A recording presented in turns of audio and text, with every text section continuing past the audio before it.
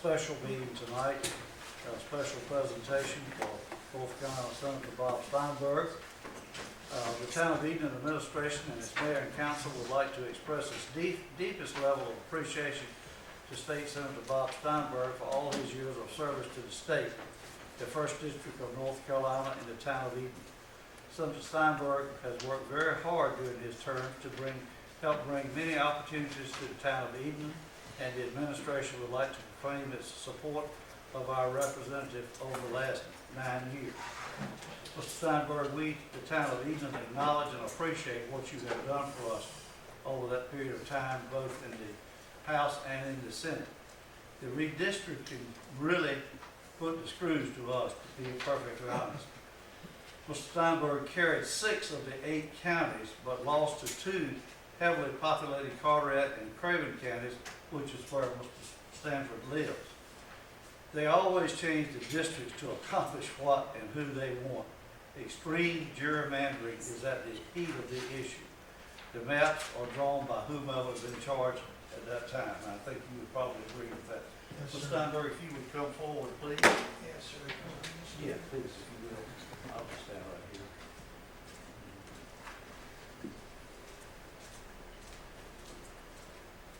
And this is a proclamation honoring North Carolina Senator Bob Steinberg. Whereas North Carolina Senator Bob Steinberg has proudly served North Carolina's first district over the past 9 years, and Senator Steinberg has served the first district both in the North Carolina House of Representatives and the North Carolina Senate. And whereas Senator Bob Steinberg has been a voice for all of his constituents in the first district, and Senator Steinberg has boldly fought for Eastern North Carolina and has been a champion for growth and prosperity for all the residents in the first district. And whereas Senator Bob Steinberg has been critical in the success of creating opportunities for residents of the town of Edenton and Chowan County, and Senator Steinberg has helped to make the town of Edenton a truly special place to call home. And whereas Senator Bob Steinberg's service to the town of Edenton cannot be measured by any normal standard, but can be felt throughout the community and seen on the faces of residents who live in the South's prettiest town. Now therefore be it resolved that I, Jimmy Stallings, Mayor of Edenton, along with the members of the Edenton Town Council, do hereby express our deepest appreciation for you, Mr. Steinberg, and his commitment to the town of Edenton, and his efforts will remain ingrained in the history of Edenton. And be it further reserved that the Mayor and Town Council urge all citizens of Edenton to give thanks to Senator Bob Steinberg for his efforts and loyal service to our town of Edenton. And that's signed by me as Mayor and Corey Goody as Town Clerk. Thank you very much, Mr. Mayor. I Thank you. appreciate We it. appreciate all that you've done for us, and we know you will continue to. It's been an honor and a privilege to, I don't mean to have my backs to anybody, but it's been an honor and a privilege to represent the town of Edenton, Chowan County, all of northeastern North Carolina for almost 10 years, 9.5 years. And we have accomplished a great deal together. No one person can do it, but we have accomplished a great deal together, and I'm proud to have been a part of that. I think the future is bright. I think we have some challenges ahead. I think the Northeast is going to need some advocacy moving forward, and I hope that in some role that I'm going to be able to continue to work with you and the county and all of northeastern North Carolina to bring it to its full potential. And it's headed in the right direction. There's no question for that. We just don't want the train to get sidetracked. We want to keep it. We want to keep it moving forward. So, And for all of that, we certainly thank you. thank you. If it weren't for the gerrymandering, you'd still be our senator. I think you're probably right. And on behalf of my wife and I, who's a big part of all of this and everything I do, my wife Marie, 50 years we've been married, and she's been a stalwart supporter as well of me and of this town and the county and the region. So God bless each and every one of you, and thank you so much. I'm honored. Thank you.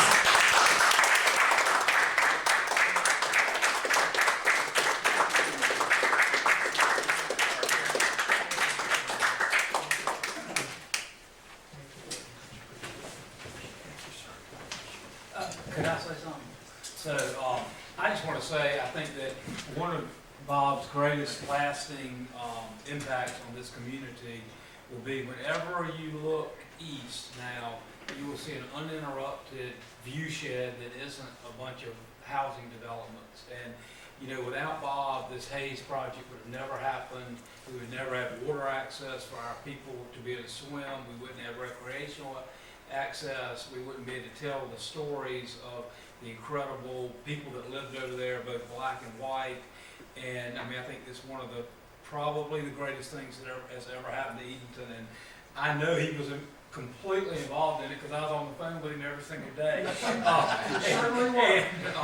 The other thing is, when you go down Gale Street and you look at Cadiz Church, that's another reminder of one of the things that Bob has done just for our community that's going to help the people of this town. So thank you, Bob. Thank you, Sam. Thank you for your kind words, and thank you all. God bless you. Thank you. Can I sit in for just a little bit here? Sit in your meeting? Since you brought that up, you have any idea when they're gonna start on Cadiz Church? Very, like, about August 1st, I think. Oh, yeah? Yeah, I mean, the whole thing's getting, they told us last Thursday, all the contracts have been signed, and everything is supposed to start within the next couple of weeks. Good. And, you know, we have the funding to finish it, and we are hopeful that, we may have enough money for the parish hall too. Good. So it's gonna be, you know, one of the most important things, I think, from a preservation standpoint, that ever happened to Edenton. And it's also gonna be just such a great thing for Gale Street, and piggybacks on our work that we did with the redevelopment zones, and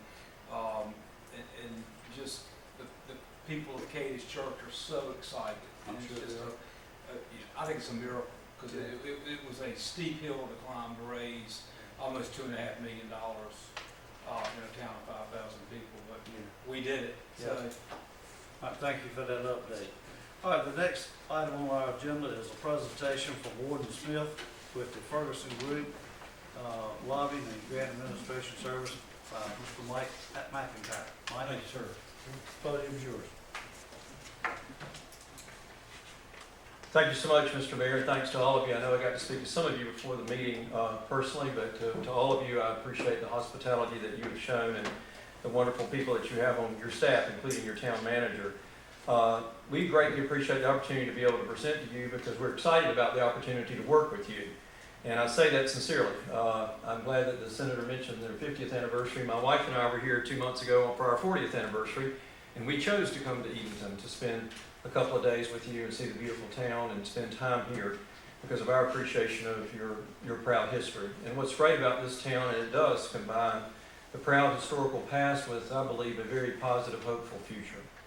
And I think that speaks volumes about who you are, and that's the way my wife and I saw this town and why we were attracted to it. And when Corey and I had a chance to meet and talk through some of the issues that you're looking at and wanting to resolve and have a vision for that future, I appreciate the opportunity to come and be able to make a presentation. I know that he has shared with you what our formal proposal is, so I won't read that or go through that line by line, but rather give you more of an overview of the things that signifies or stands for. One would be that in our working to help the town of Edenton, we want to examine federal level opportunities for the town. I know you've had a great record in achieving goals on the state level and working on state opportunities, just like ones that have just been mentioned right now. As Corey and I were talking, we were trying to help ratchet up the opportunities on the federal level. And we know that a high priority is included among those that he and I discussed, include stormwater, housing, economic development, particularly near the Northwest Regional Airport, the several excellent discussions with regard to the opportunity for helping this town and helping those who not only are concerned about the downtown historical area, but also the parts of town that you want to see grow and provided for, and also the growth out near the airport. As we talked with the mayor, we talked about the possibility of working on a grants calendar. The grants calendar would be a planning tool for Edenton. And what it would do is take several of the opportunities that now exist, many of them in a sense unprecedented. Many of you remember under President Obama's first term in office when we had the American Recovery Act, or is more widely known as the stimulus bill, and there were discussions about federal projects then. And a lot of those were opportunities, but they were one-shot deals. Under the bipartisan infrastructure law that just passed last November, there's an opportunity over and over and over and over and over again for some of these federal funds. And what I mean by that is they don't have to be just shovel-ready, as they had been under the stimulus bill, and it helped several communities a few years ago. But here, if you have a project that within the space of a limited time period for which grants are available and for which you could achieve that project, and you have plans and specifications to help that project occur, and you're either in the planning and design phase, or perhaps ready to go forward with construction, then you may have an opportunity to be able to receive one of these federal grants. And to make sure we are matching up grant opportunities with community opportunities, then that's why we would work and do the research to prepare a grants calendar, so that in the season of when those grant opportunities come, we could match it up with where are you on that particular project for the town, so that we can help advocate and sell that project in terms of being able to get the money to help the town in that particular project. Not all projects are on the exact same scale or exact same timeline, and so we're talking about is matching up on the calendar the timeline of when is this grant money available, when do you apply for it, when would you have to compete for it, when would the award be given, and how does that match up with whether we're in a planning or design stage or a construction stage, or it's we've done part one of that project, we're now in part two, depending on what phase a project may be in. That's part of what the research we would do, and work with the Ferguson group, who we team up with regularly on our projects to help communities throughout North Carolina. The Ferguson group is a national group based in Washington. Stephanie Missert is her last name, and you'll see the whole last name here. But Stephanie and I have talked at length with Corey on the phone about the grant research, the detailed analysis, and looking at the specifications for these kinds of available monies for particular projects you may be interested in. And Stephanie and the Ferguson group help us track that. In our work with them, they make sure we have eyes and ears on the ground every day up in Washington, so that when I'm working on the projects and working with communities down here, they're simultaneously watching where this particular opportunity is, and if it's on a subcommittee or a full committee, if there's an opportunity for congressional appropriations or an earmark, who we need to see, when we need to see them, or what staff member we need to get in touch with then, and make sure we're maximizing our opportunities so you get the most bang for the opportunity that we're trying to find you the bucks for. When we look at this, critical to all this is making sure that we work with your staff, that we take the time to go through the details of the projects, to understand who they're going to benefit, what the timeline is, and how best we can match that up with federal opportunities. There is more money, amazingly more money available than we've seen in many years, and that's why when I say you may have more than one bite of the apple, that when I said you can try this year, you can try next year, the next year, it's not just a one-shot deal. When the stimulus package came down, for those who had a shovel-ready project, it was fantastic, and they got projects done. But in this case, if it's not quite ready, we can work toward lining that up when the money's going to be available. If you don't get it this year, you got another crack next year, another crack the next year. And we've got an opportunity on some of these projects to potentially go up to 4 or 5 years to go back to the well to see if the project's ready then, and we can get the money then if we didn't get it this time. Also, earmarks, which were derogatorily called, in a derogatory way, were called pork barrel spending. And when I was serving in Congress, I was there when we had the earmarks, and then I was here when we got rid of them. So I've been there in both situations, and now that earmarks have been brought back after about a decade of a moratorium, Congress realized that it was basically abdicating to federal bureaucrats, because somebody's got to decide where does the money go that Congress actually appropriates, who's going to get it, what town, what community, what project. And they found out that communities were having to appeal basically to we have great civil servants, but those federal bureaucrats don't have to answer to an elected constituency. And so they were having to just decide. And we would regularly go before, for instance, the Army Corps of Engineers to talk about all the projects in eastern North Carolina and the communities that we're trying to help, and to make sure that their projects were prioritized, because the elected official wasn't part of that decision. And so finally, after a decade of that moratorium, Congress realized, you know what, we need to take back control of where that spending's going and the taxpayer money. And so now earmarks are an opportunity. They're called congressionally directed spending or congressionally directed funding. They have a better name for it now. But we can go through the congressional offices and the senatorial offices talk about the projects, advocate for the town. And not every project's going to get approved because, for instance, last year it was 10 projects. This year it's 15 that each congressman could ask to have approved. Now that's only to ask them. So you can imagine, for instance, in some counties where we have 18 or 19 municipalities, if every town asks for something in the county itself, that's going to be 19 or 20. But that's only in one county. And a lot of the congressional districts have several counties. So as you can see, there's a competitive element even there, but that's our job, is to sell it to the congressman or to the senator to make sure that one of the two senators, one of the two U.S. senators, or the congressional representative for that district and his or her staff understand fully the importance of that project and why that project is important to be on their list. And thankfully, we've had some projects that we have made that through and that are pending right now for communities we represent that have already gone to the House Appropriations Committee, because we convinced either our senators or our congressmen, or in some cases both, to support that coming from either or both sides of the hill, from the Senate and or from the House. So congressional earmarks are another way. So you have grants and competitive funding. There are more grants available. There's more money available, but it's not a slam dunk. You still got to compete for it. You still got to sell and advocate why your project is one that ought to be receiving that money. And that's the kind of work that we do to help with that. And then also making sure that if there are opportunities in the appropriations process as they go through, that they're given the proper attention and that congressional staff is understanding of why that is important. Because we all know that ultimately those serving in that office lean heavily on their staff that does the research and that understands who's involved in that project and why it's important to that community. We also know that as we look at economic development possibilities and projects, which we want to do the analysis on where you are on particular projects and what we could match up to pursue. We know housing has been an issue, and we are happy to look at that and look at possibilities there. We know there's been a mention about recreation and parks. We're happy to look from the federal level. Those programs are handled a little bit differently from the federal than they are from the state level. But we're happy, obviously, to look at pursuing that and the different possibilities. When I think about Edenton and the wonderful, wonderful community you have and the historical, as we said, the great, proud historical past, when we look ahead for a hopeful and powerful visionary future, we're excited about being part of that vision with you.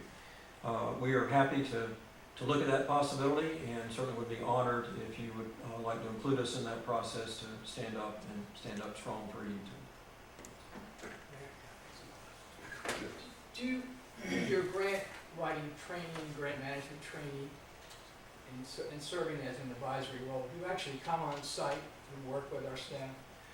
The grant writing itself, so many communities treat that differently. We leave that option of the actual grant writing up to you. What we do is find the grants, compare them to your projects, look for the best ones to match them up, and then advocate for them. The actual person that sits down and writes the grant, some towns have their own grant writers, some have local or independent grant writers they use.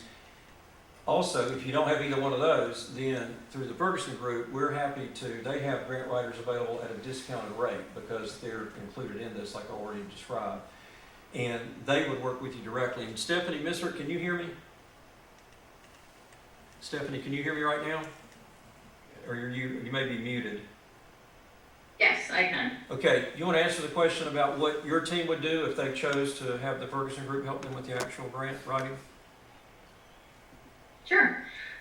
We do have a team of grant writers, and our grant writers have experience in a very wide array of federal grants, but they've also written grants that are available through the state of North Carolina.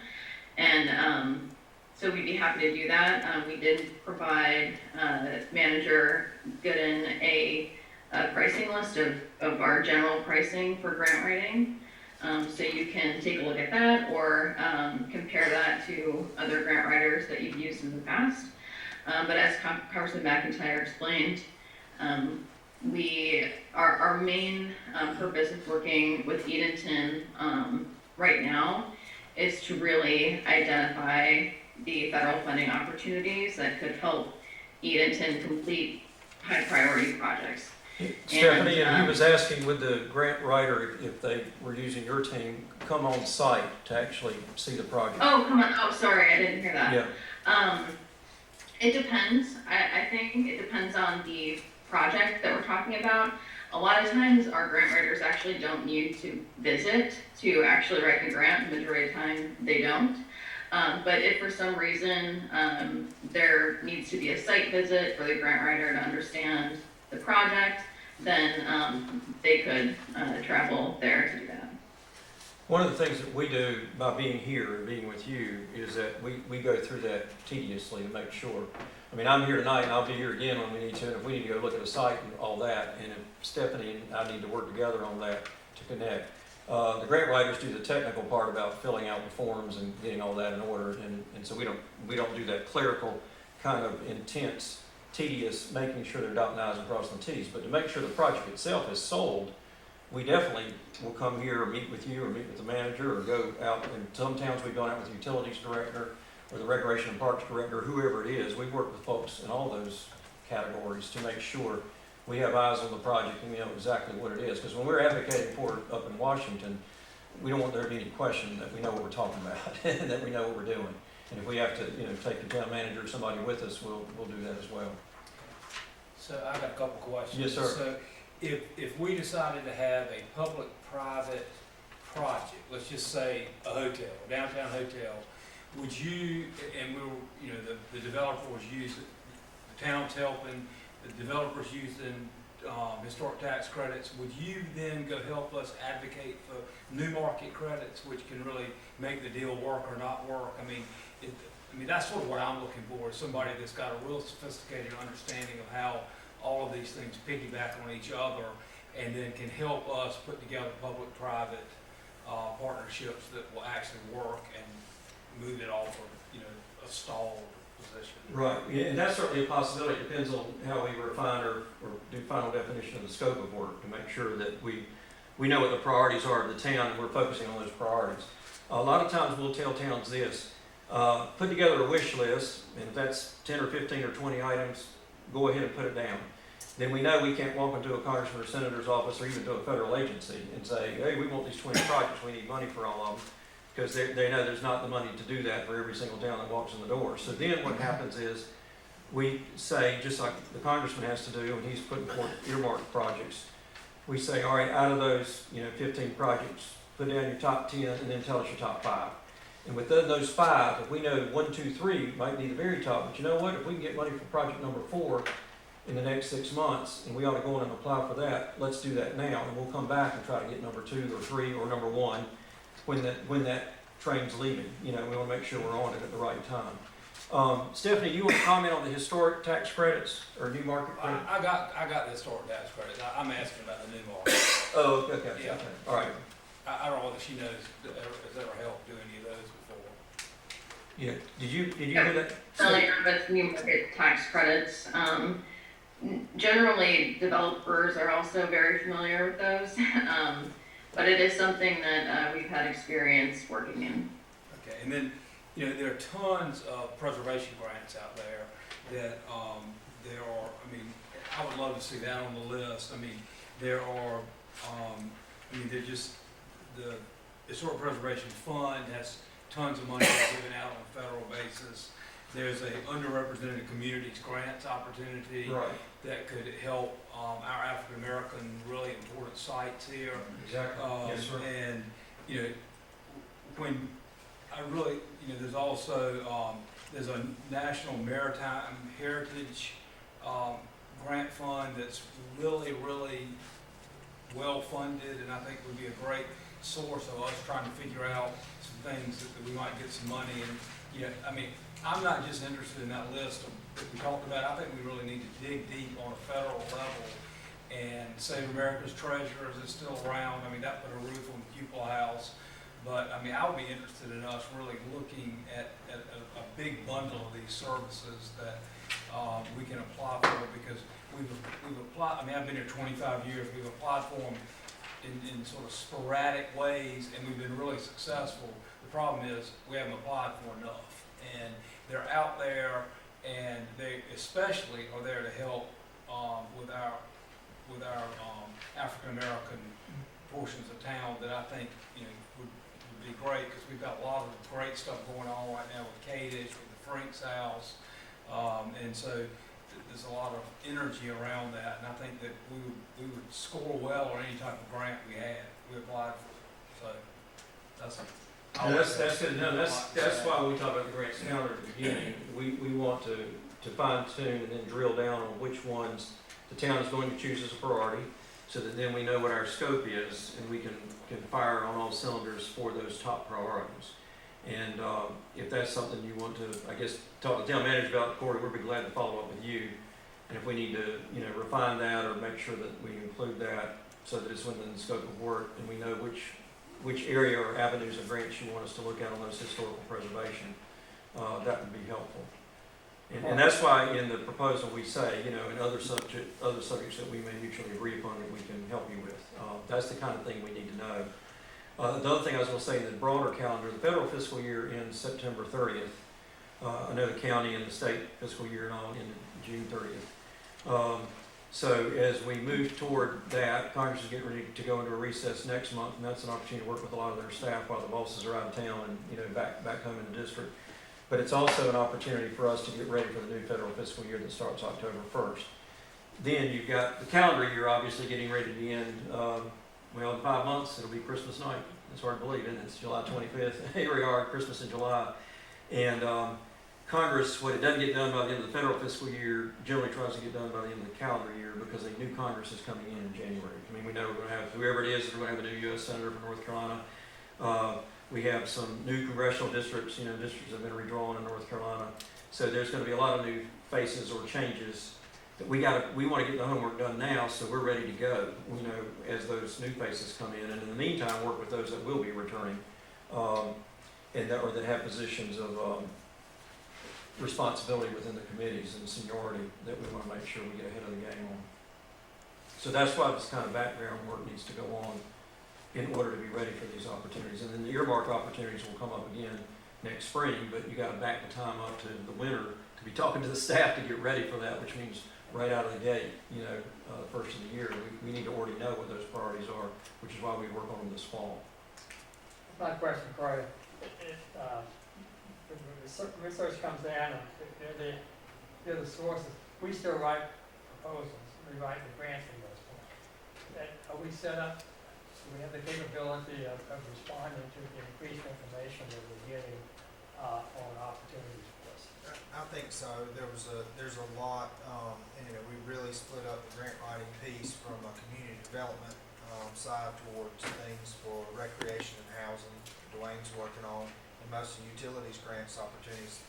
Me personally, I've been handling those grant packages. So I do think we have the staffing currently to be able to go after these federal grants. And to prepare those Wasn't that one of the packages. reasons why we looked at the assistant manager position and why we hired Dwayne in the Yes, first place, is to free up some time it was. and provide additional time and resources to devote to this? Yes, that's correct. Our planner role previously was a part-time role. We looked at getting a full-time position when we hired Dwayne. So in addition to the planning piece, there's also the community development, i.e. the grant writing piece that comes with that, which goes hand in hand with the zoning process and all the guidelines that you have to follow. It's just the right fit for the right person. I also like the idea that if one gets really complicated, you've got somebody, Stephanie, that's what she does. So Yes. I think that's a good safety net for us, because some of this money could come in here and be really transformational for our little town. Anybody else have any questions of Mr. Myers or comments? If not, Mr. McIntyre, we thank you very much for your time and Yes, sir. spent with us, and I'm sure we'll be in touch again. Yes, sir. And as always, it's great to be here in Edenton. In fact, my wife came with me tonight, so we could just take it in again since we enjoyed it so much a couple of months ago. And thank you very much. So God bless you all, and thank you. It's good to be with you tonight. Thank you. The next on our agenda is litter prevention in Chowan County. On May the 19th of 2022, Mr. Mayor gave a presentation to the Mayor's Task Force on litter prevention and management. And this presentation had previously been shared with the Chowan County Commissioners. Now, Mr. Mayor, the podium is yours. Thank you. Can you look that for me, please? Annie? Thank you.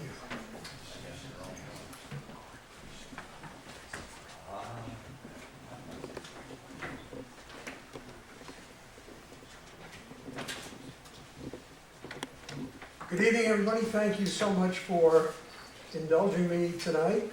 I'm here at the invitation of Councilman Coleman, and welcome the opportunity to talk to you about an issue that I think concerns many of us, and one which is, I guess, fair to say, a rather knotty problem, that of litter control. I'm here as a volunteer.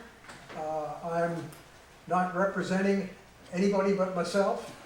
I'm a concerned citizen, and I'm a relative newcomer to this beautiful area. I've been here about a year. By way of my background, I'm a retired attorney, a former police chief, and also a senior police advisor with the United States Department of State, where I worked for some 17 years developing police organizations around the world. I've managed budgets upwards of $1.5 billion, so I know a little bit about money management and project management. And this issue, while I don't have expertise in litter control, this issue is one that I think does lend itself to some solutions. And it's my hope that after this presentation, you'll agree with me.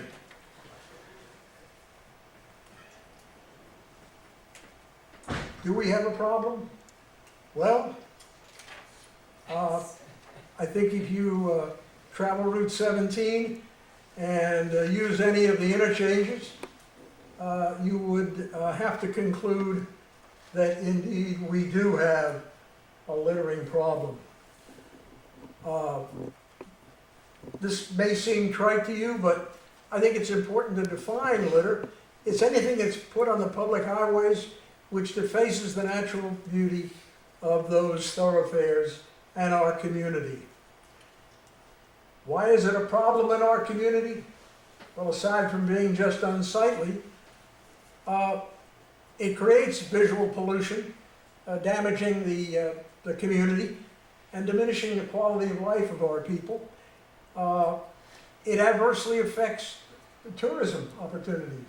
I think people might drive down Route 17, take a look at some of this trash, and elect not to get off of 17 and come into Edenton. It injures and kills wildlife. The numbers are staggering nationwide. Millions of wildlife are killed by litter on a yearly basis. Causes soil and water pollution and imposes costs on the taxpayers that are really better money that could be better used elsewhere. In District 1 of the North Carolina Department of Transportation, $1.34 million was spent last year in cleaning up litter. 645,000 pounds of litter in District 1. Of course, we are part of District 1. Now, not all of that obviously came from Shawan County or Edenton, but we contributed our share.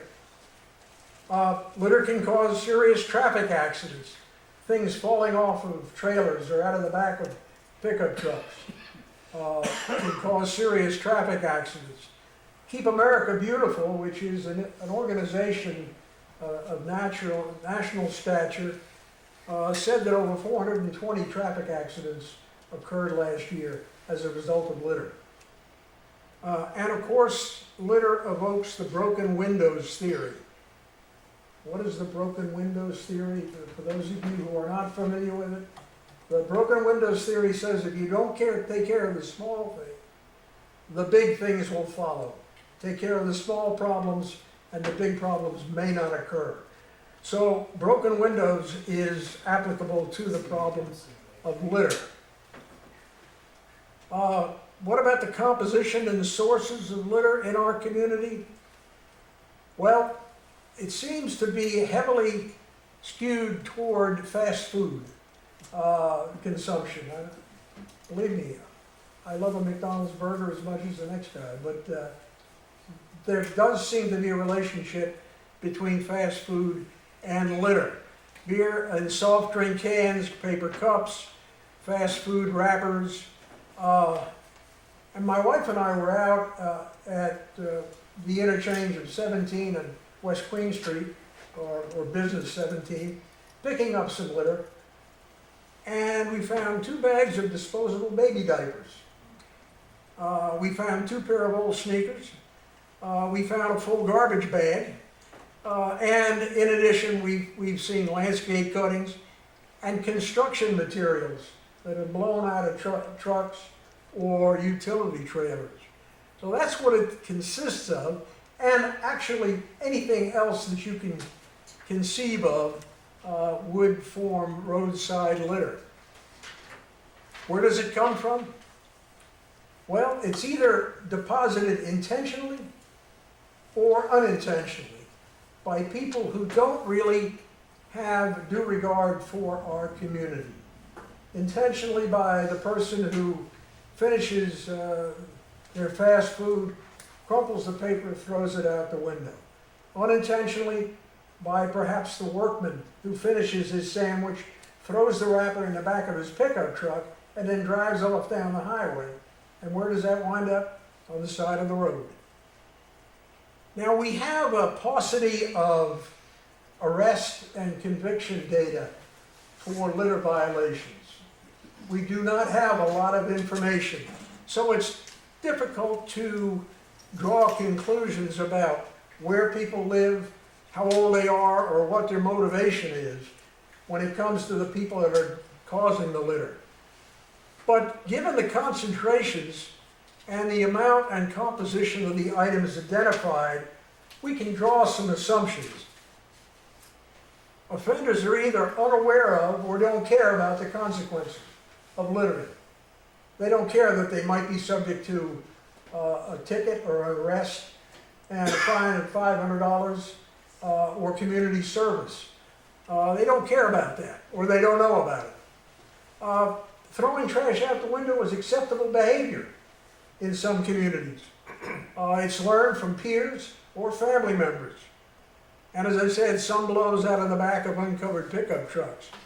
But in some cases, there seems to be an absence of a connection between people who litter and the community. They don't have an ownership interest in the community. They don't feel part of the community.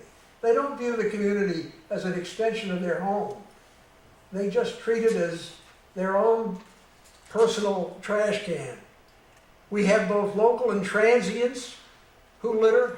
I know that because I've seen wrappers from Chick-fil-A, and we don't have a Chick-fil-A in Cumberland County or Edenton.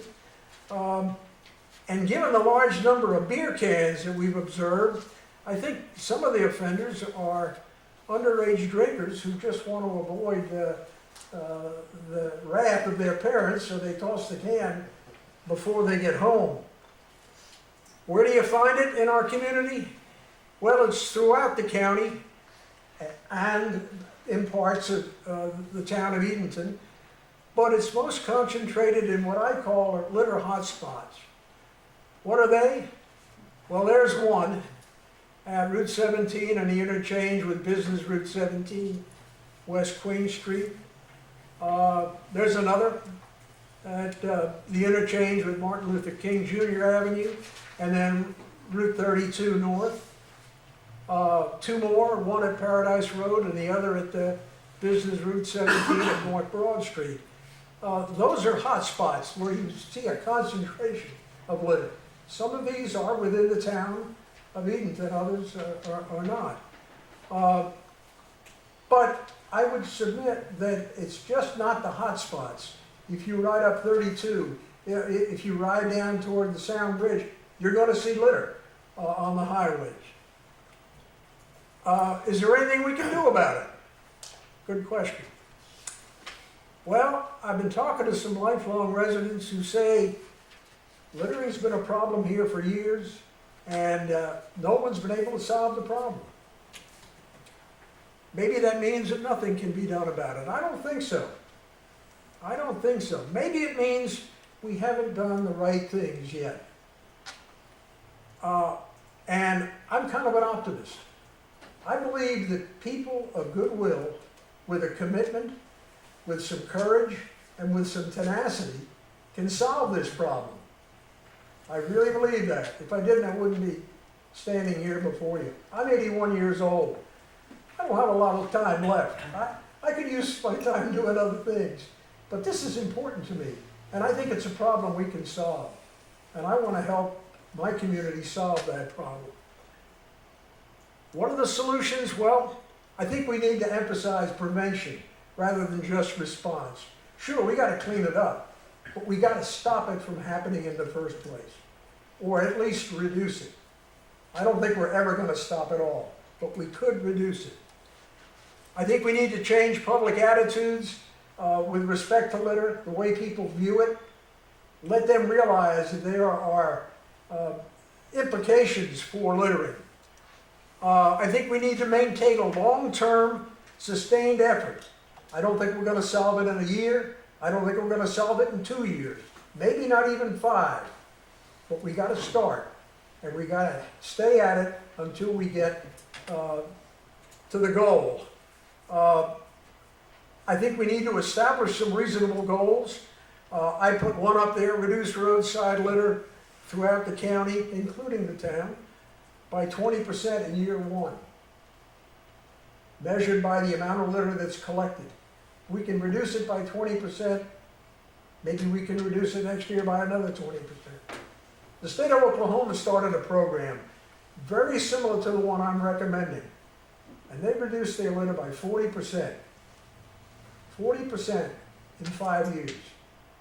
We can do the same. I developed and submitted a proposal to the county commissioners entitled the Chowan County Litter Control Program, and the commissioners put up some seed money to start the program running. They are now in the process of considering how it's going to work and approving the final details.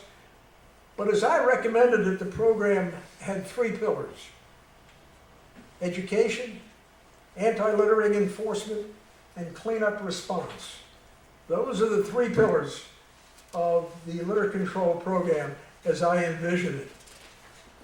Together they support the entire program. The first, education, is focused on several things. Getting this issue before the public, letting the public know the nature and the scope of the problem, educating them. Increasing public awareness about the implications of littering, the real costs in terms of impact on wildlife, tourism, and the environment. And then starting to motivate the public to begin viewing littering as damaging to our community and socially unacceptable behavior. I'm talking almost about changing a culture. We're talking about changing people's views of what littering is. Initially, I want to feature the initial theme: littering has consequences. I want people to be thinking about consequences. I plan to deliver audience-tailored presentations to business groups, clubs, youth groups, whoever listening to me. Chamber of Commerce, the Ruritan, the Lions Club, whoever listen. And it'll be a capsulized version of what you see here. Again, raising awareness that littering is anything but harmless, beginning to motivate people, and also eliciting partners and volunteers to join in this effort. I really think we need to create an anti-littering core so that we can funnel the word down throughout the entire community that littering is no longer acceptable behavior. I put together a series of posters that appeal to different groups to get people's attention and begin them thinking about the impact of littering. Here's the first one. I think that's a pretty powerful poster. And I can see young people looking at that and recoiling in horror, and perhaps realizing now that littering is more than a harmless practice. Here's another one about a crab caught in a plastic cup. A little extra effort might have saved him. Harmless beer cans. They're anything but harmless to that seagull. So I say a harmless beer can, not really. Stow it, don't throw it. My idea would be to get litter bags, plastic litter bags, and have some of these pictures on those litter bags in people's cars. So that when they're riding down the road, when mommy decides to throw something out the window, little Johnny or little Susie in the back seat can say, "Hey mom, don't do that. Look at what you're doing." Is it pie in the sky? Maybe. Would it work? Maybe in some cases. Another example of the consequences of litter.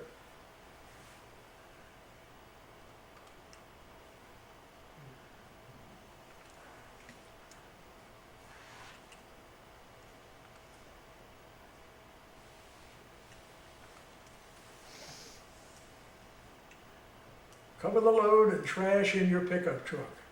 I showed this to some folks at breakfast the other day, and they said, "Oh, don't use that one. You're going to offend everybody in the community."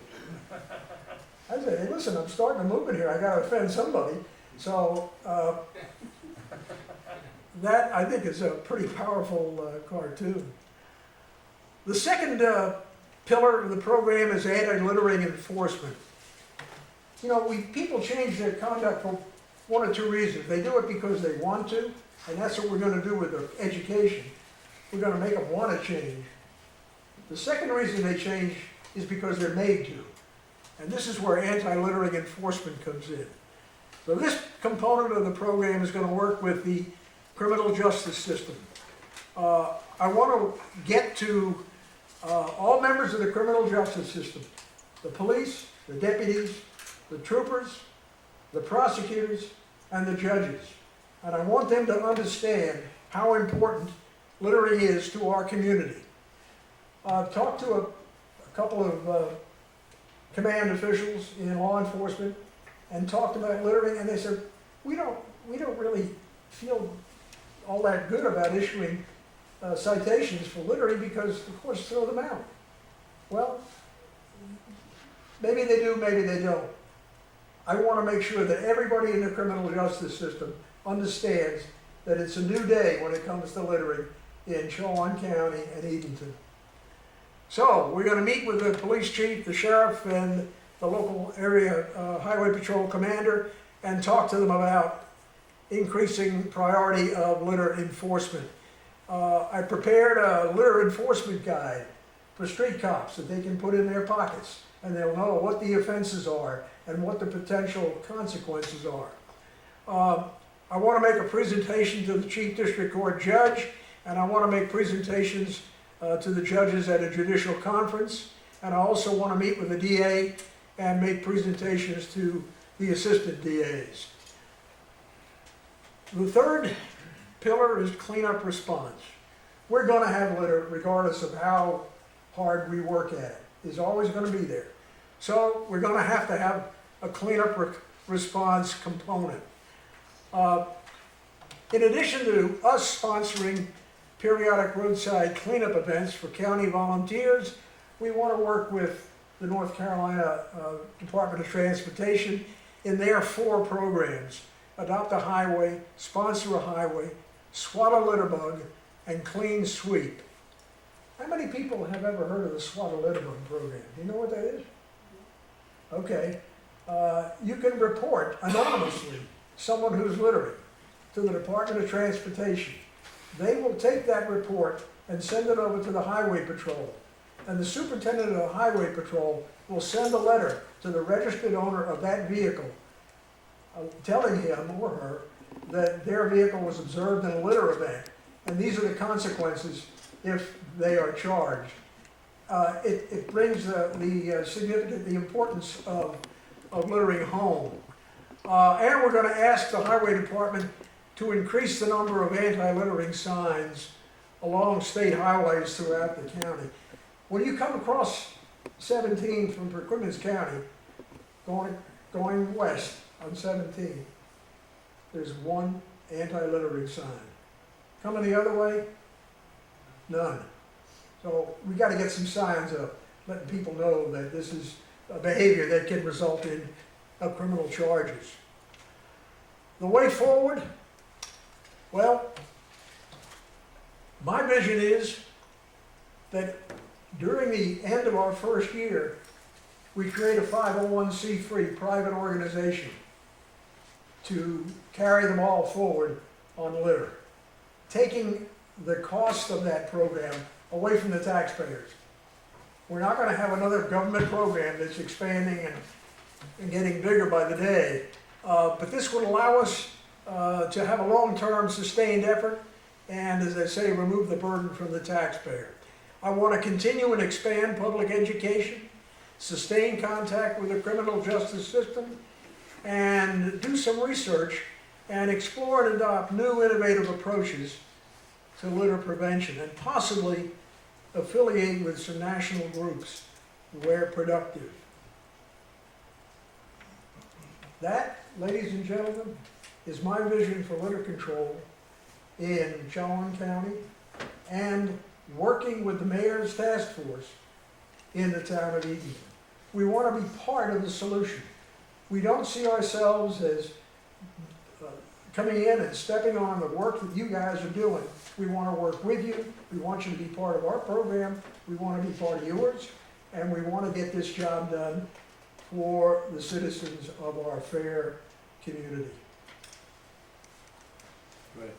Just a question, years ago, I know I'm dating myself when I say this, Lady Bird Johnson.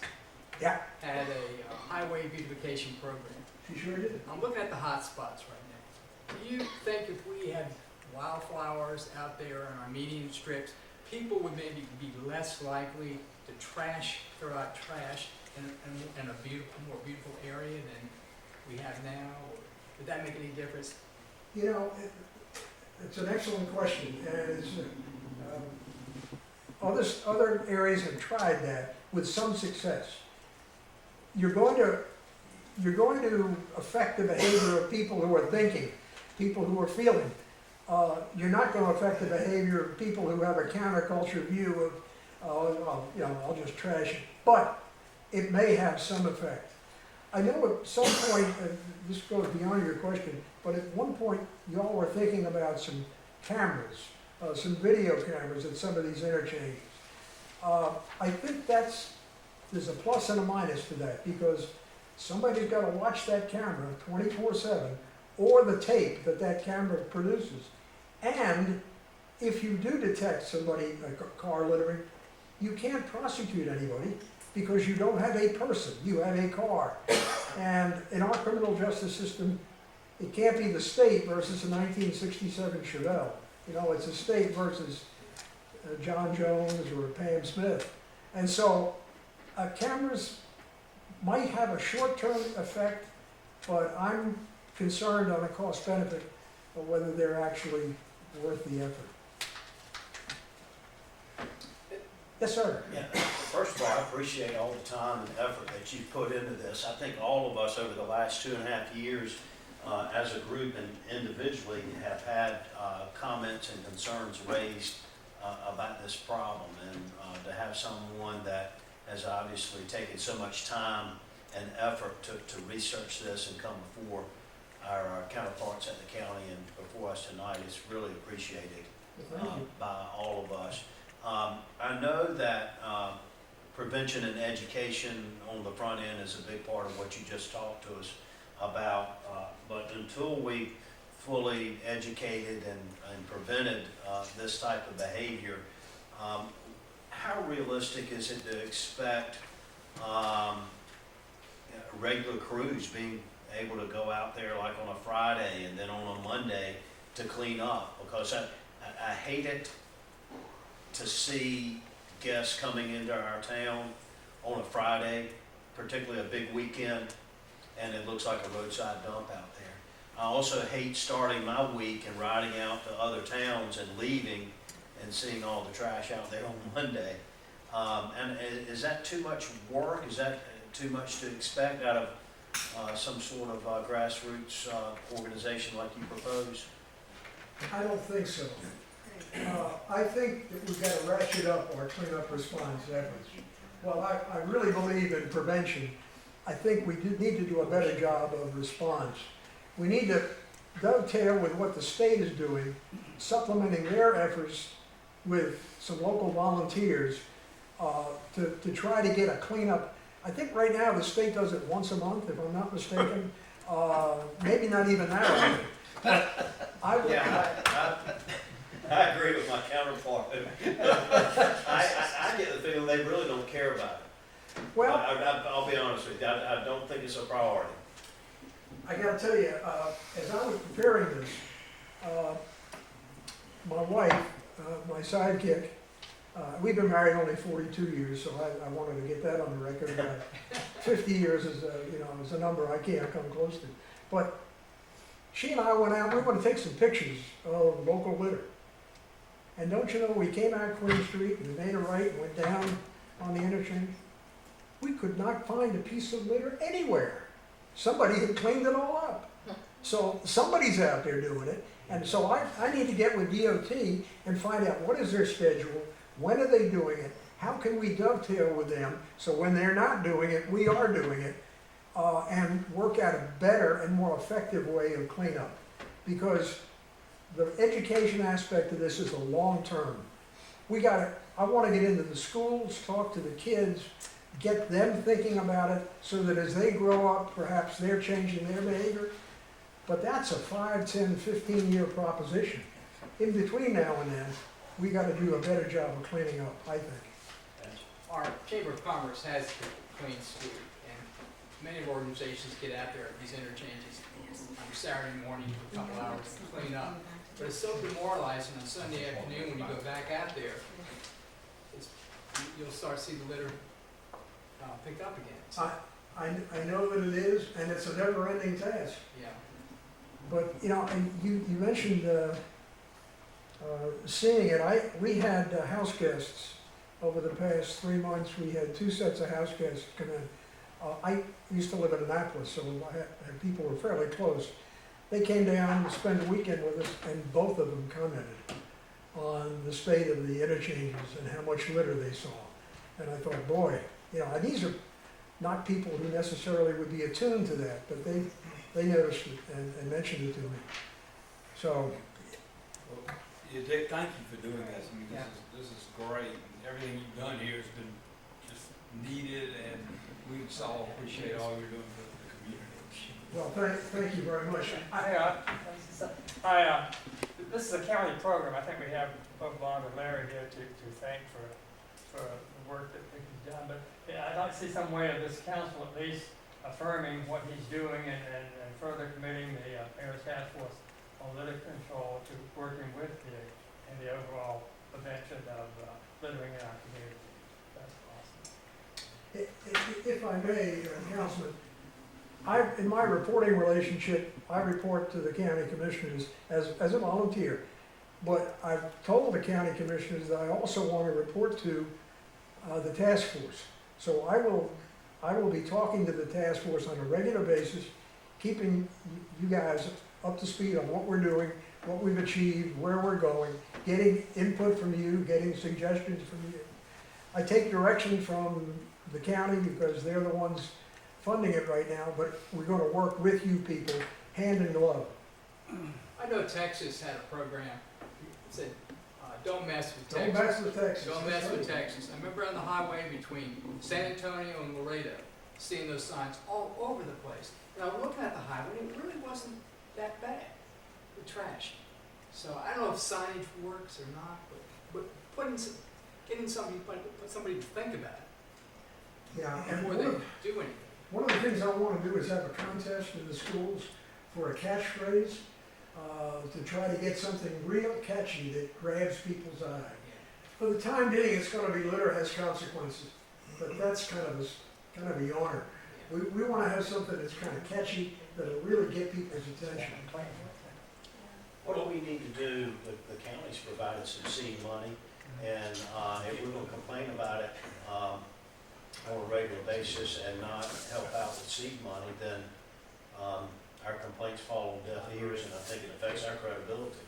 So I'd like for us to work with the county and see what they did in terms of seed money and see how we can put our money where our mouths are. We used to have a local columnist here who did a litter bug column every week. I forget the name, but that stopped several years ago. But she would write up some issues where the heavy litter was found, and be careful and help out here and that.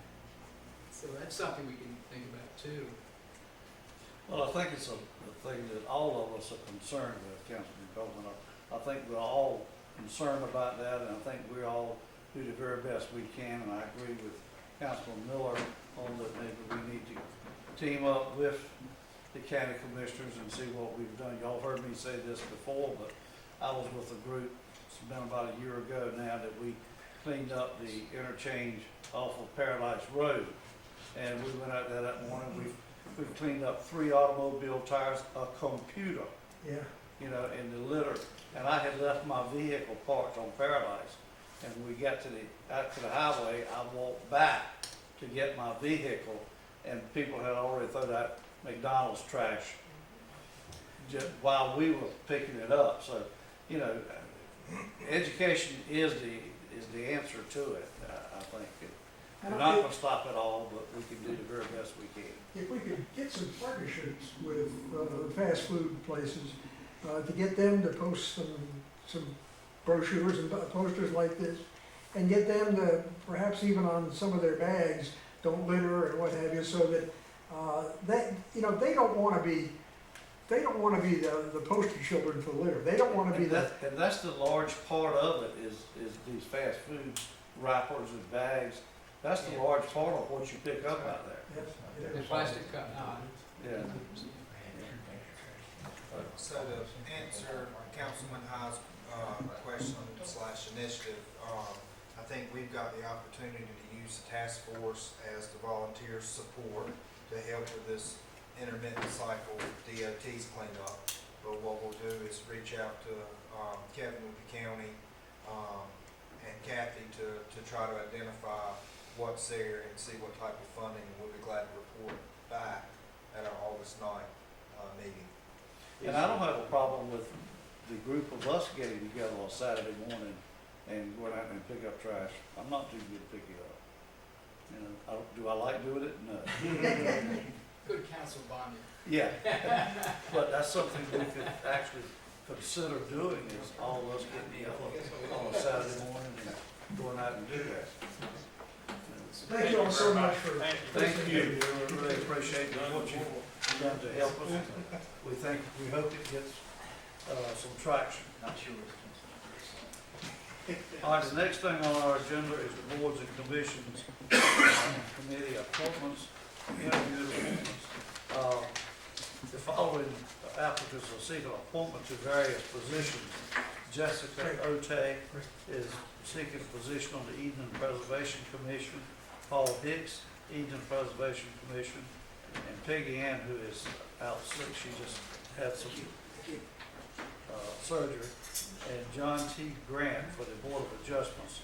So Jessica, if you will, go to the podium and tell us a little bit about yourself and why you want to be on this committee. Hello, how's everyone? I got here at 5:30 and I was a little ahead of myself. So anyways, I'm Jessica Odie. We are sounds kind of bad, but we're semi-new to Edenton, about 2 years now. Farmville, Virginia is my hometown. My husband and I were in love with historic renovations. Old homes are at the core of our being. We came here, long story short, on our anniversary just to get away and ended up buying our home on King Street 7 days later. So half of our family was a little shocked and the other half was super excited to learn more about the community that we essentially fell in love with in less than a week. So we have absolutely enjoyed meeting everyone here, getting to know the people of Edenton, the historic architecture that just blows me away on a daily basis, nerd alert. But we love it. And so when this vacancy arose and I talked to the neighbors and people, and they said, are you interested in this? And I thought, well, can I be interested in this, having, only 2 years here under my belt? And they said, absolutely. So I sent it in,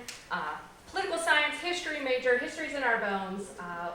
We love it here. We have done 4 full-scale renovations, my husband and I. He works for Norfolk Southern Railroad, but also for Down East Preservation here. So he's in his wheelhouse and absolutely loving it. So I have husband on board with historic preservation as well as myself. And I no previous background in Farmville, Virginia, but if they had something similar, I would have. So I've come before you, and I would love to learn more, be able to help in this effort, and make myself more knowledgeable in the historic preservation base. I've done a little bit of research and brought that with me, and I look forward to hearing your thoughts and being a part of the team and learning more and doing as much as I can to preserve the historic relevance of this community. So nice to meet you all if I haven't met you already. Thank you. Does anybody have any questions of Jessica? I'm just glad you applied. She's my next door neighbor. So, yeah. I'm glad Lucky you to brought have it them up. moving in this community, and That's great. Well, they Jessica, they live in Elizabeth Moore's house. So okay. they not only have an architectural legacy, they have a legacy of everything from being in that house. So Learning about her has been on the top of my list since living here, and Sambo's been a wealth of knowledge with that. So I'm sad that I didn't get to meet her in person, but very excited to be in her home. Thank you for volunteering. Yes, sir. Really appreciate Thank you. We need more volunteers, so thank you very much. Thank you all. And next is Paul Hicks, and he's applying for the Edenton Preservation Commission. I think most of us probably know Paul. Good evening. I hope that's a positive thing. I'm Paul Hicks. I have been a resident of Edenton for 9 years. I married a hometown girl, and she brought me this way. I'm currently on the Destination Downtown Board. I serve as the board chair for that group, and so I've had some some interaction with historic preservation through that, and so I'm excited with the opportunity to kind of dive into it a little deeper. Paul, doesn't your wife have a degree in historic preservation? Public history, yes. She does have a degree in public history, yeah. Paul, no difficulty getting to the meetings. I think they meet usually on a monthly basis. Yes. In the Yeah, no afternoons on difficulty. Mondays. Yeah. That's no problem. He's at every single, never misses the Destination Downtown meetings. All right, anybody else have any questions for Paul? If not, Paul, thank you for Thank your y'all. interest. And the next one is Peggy Ann, but she is out for surgery, so we'll go to John Grant. He's applying for the Board of Adjustment. Good evening. My name is John Grant. I've been here for approximately 2 years. My wife has been here for 6, and she's the reason I'm here. I was a history major in college, so I was drawn to a town like Edenton. I've always loved a small town, and this is a small town with a huge history, and I want to be a part of it. And I've wanted to serve the community in any way I could for some time. And when I noticed the vacancies in many of the committees, I noticed that this committee had several. So I want to make sure that those are filled so the community is served as best as possible. Any questions for John? Thanks for volunteering too. Absolutely. Thank you. Thank you for volunteering. All right, thank you. Yeah. Mayor, can I ask Corey something real quick? Where does this put us now in terms of number of vacancies, and are we able to act and move forward with the number as we're currently constituted?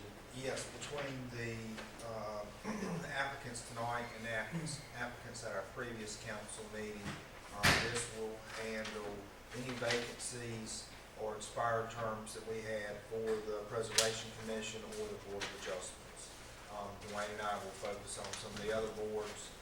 These were the two that were really second in line behind what the Tree Committee had that we've already appointed. We will focus on some of the other more upcoming vacancies in the near future, but these needed to be immediately addressed. Okay.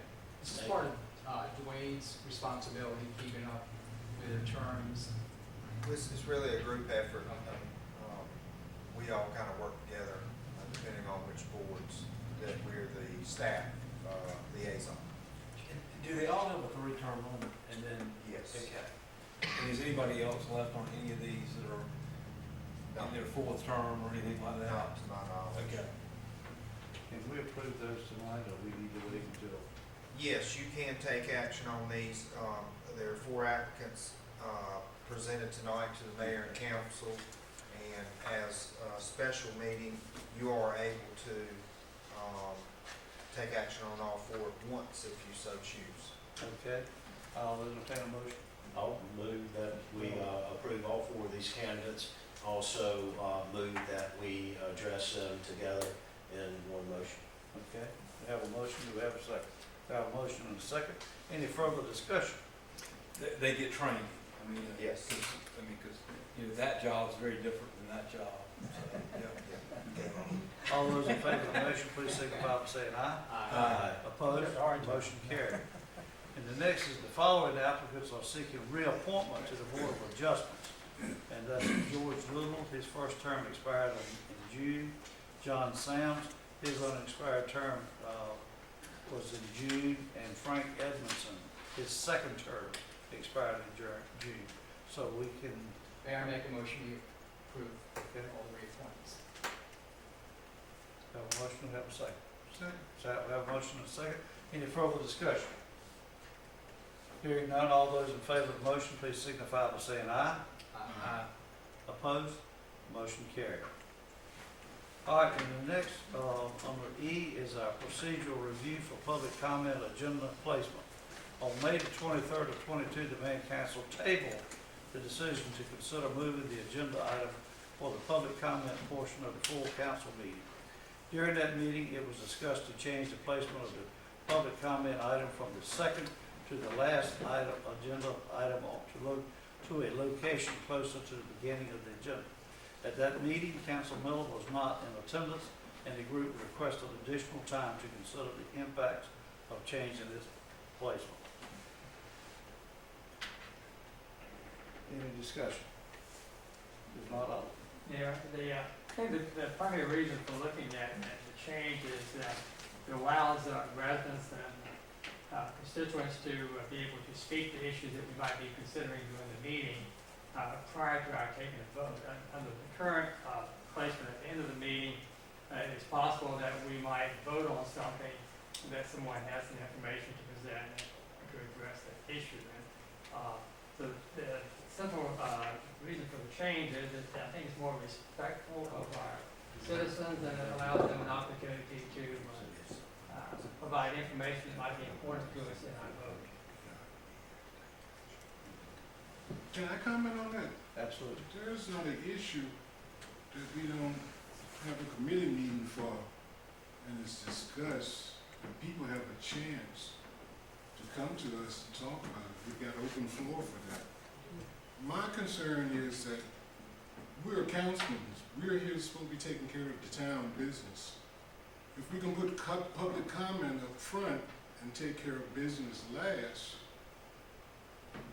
you know, that's just wrong. I'm under the impression if it's not wrong, don't mess with it. It's not good, so don't fix it. I'm with Elton on this one. I'm with that one too. I mean, I don't get a vote, but Yeah. I have to have an opinion. I'd like to make a motion that we move the public comment section from the end of the meeting to the beginning of the meeting. I would second that. We have a motion and a second. Any further discussion? All those in favor of the motion, please signify by saying aye. Aye. I think it's 3-3. 3-3. Yes, 3-3. You get your moment in the sun. I will gladly cancel that. I will vote that we leave it as it is.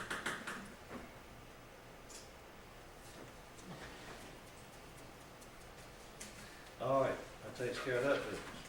And the next is the IRS mileage increase for 2002. On June the 9th, 2022, the town of Eden was advised of an IRS rate change for mileage charges for business travel purposes. The current town of Eden business rate is 54 cents per mile, and this increase is recommending a rate of 62.5 cents per mile. It's an 8.5 cents increase. The IRS is requesting that this rate remain in effect until 12/31/22. The IRS will reevaluate the rate for the 2023 period later this year. These rates apply when the employee uses personal vehicles for work or travel. Are we required to do it?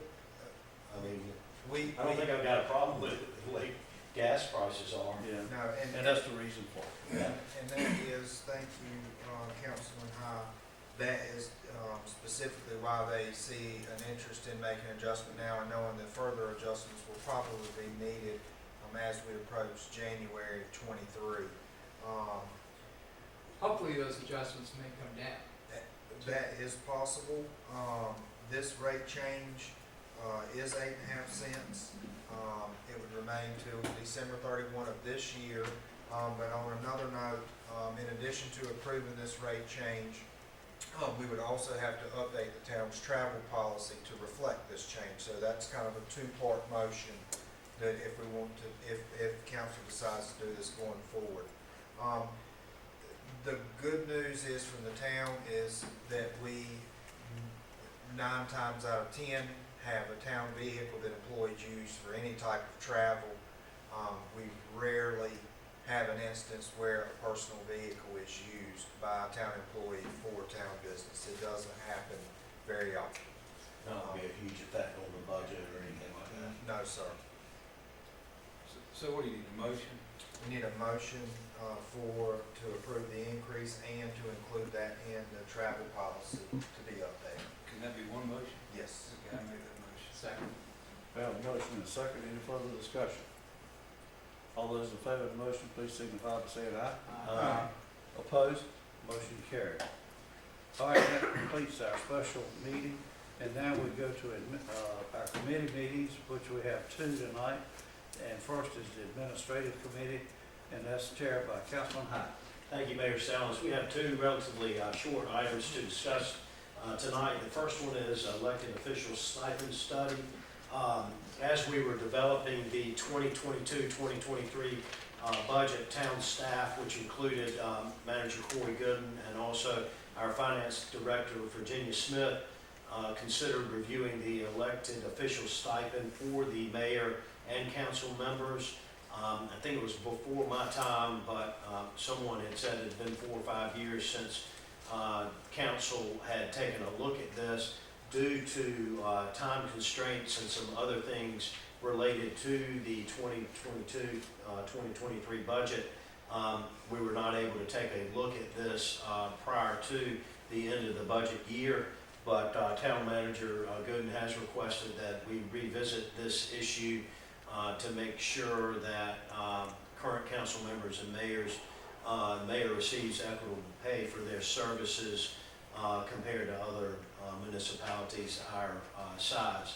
Now, Corey, did you anticipate discussion and vote tonight, or is there more information that you feel like you can get to us on this issue, and we would just push it forward to the August meeting for further discussion and perhaps That's a vote correct. then? And so what we wanted to gauge tonight was council's interest as a whole for us to even start the review process. If it's something that council doesn't feel the need for, then we won't spend the time and effort to analyze that.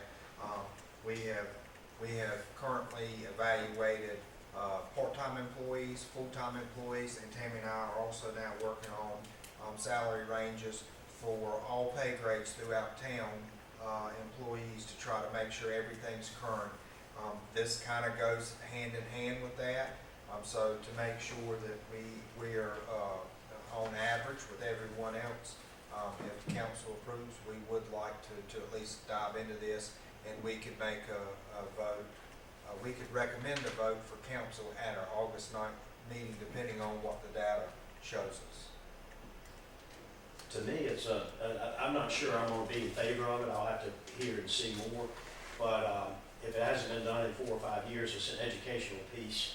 And before I decide on the issue, I'd like to be educated. So I don't think it's a waste of time for you and staff to look into it and give us as much information that you have, Okay. while not making a commitment I would either like way. to look into it too. What are the other thoughts? I think that's fine. I think we need to look at responsible towns. I mean, some people these towns you read about that, I mean, it's out of control. I mean, Yeah, I don't think that's Yeah. council, Yeah, whatever, yeah. that's a good point. I think I mean, this is a public service, I'm not even sure, I think we ought to get paid. So, I think, But do we have enough of us to say, at I'd least like take a look at Just it take a and look. bring it back to us, Okay. at least. And, so what we'll do is be able to present everything on or before August 9th to council for them to review and consider, and we can discuss that more at the August 9th meeting. Sounds good. Is that good? Everybody Sounds okay good. with that? Okay. Yeah. All right, so we'll just ask that be placed on the agenda, Manager Goodwin. Good. The next issue that we have before us is the Hyper Reach emergency call system. Some of you may be familiar with this type of system, but it would allow all of our departments to call our citizens and customers if there were system-wide or city-wide issues that might be of some interest. It could be, the most common example I could see is emergency type of situations, power outages, flooding, things of that nature. It could also be used for just general information. I don't think we would want to overuse it and bombard citizens with a lot of robocalls, but generally thought of by staff to be a good idea to get out information quickly. You can register your phone number, and it could be your cell phone. It doesn't have to be a landline. You know, we all carry our cell phones now. It'll be a good, quick way to get information out to our citizens, particularly in emergency situations. And I'm also mindful of the fact of where we live and the fact that hurricanes are a constant threat to us, particularly this time of year. So at this point in time, Corey, are you seeking a vote on this, or are you just seeking that we move forward? I know we're in a special meeting, so we have the right and authority to vote. We normally talk about things here and push it to our regular meeting. So what we would request is that this be sent forward to full council for a vote at the August 9th meeting. Corey, we still be using Chowan alert. yeah, I feel like when something goes on, I get a bunch of Yeah. alerts. Do we still use them? Some, very limited. Okay. Does this right here have a text feature where it texts you, or? It does. The nice thing for this is, Yeah. in addition to the call feature that the town administration will have to share, is having a dedicated hotline for Whereas now, folks. depending on the county, Yes. to use Yeah, that. I think that's a good point there. Yeah. Because they may have some issues that don't relate to us. Yeah, They have yes. some issues that Yeah. don't relate to them.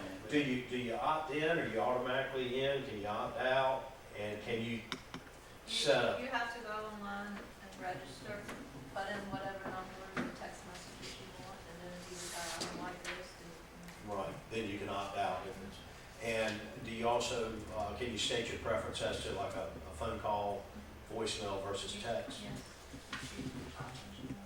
Okay. All right, well, Mayor, let's push this forward, and guys, keep on working on it, and we look forward to hearing more about it in August. Thanks, Tammy.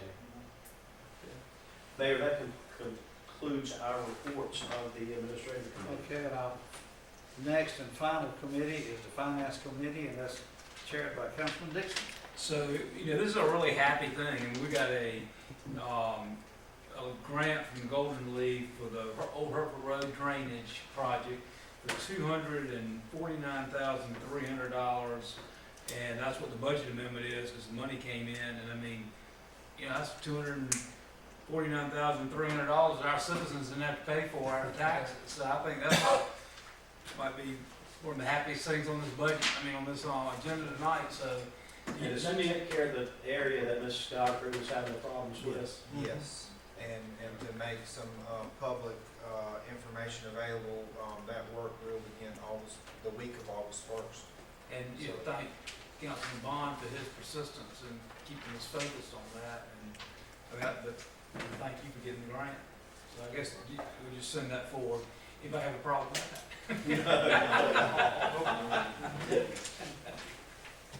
After all That's that, it. after all that, who would have the nerve? So Corey, you're saying equipment's going in the 1st of August? Okay, that concludes our agenda. Anybody else have anything for the good of the council? If not, we're adjourned. She knows. Congratulations. Get everything, get